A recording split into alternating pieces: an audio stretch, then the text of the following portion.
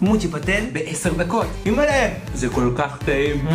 כל מה שצריך זה 5 מרכיבים. שמנת להקצפה, דפי אורז, קורנפלור תותים, ואינסטנט פודינג. הבאנו מלא.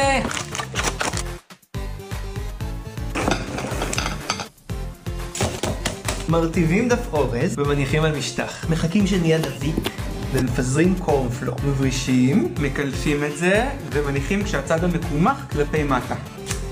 מזלפים מהקצפת, תוקעים תות באמצע ומזלפים סביבו עוד קצפת.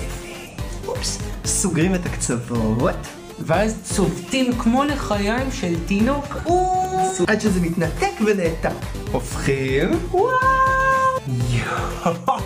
45 דקות הקפאה. זה יהיה מושלם.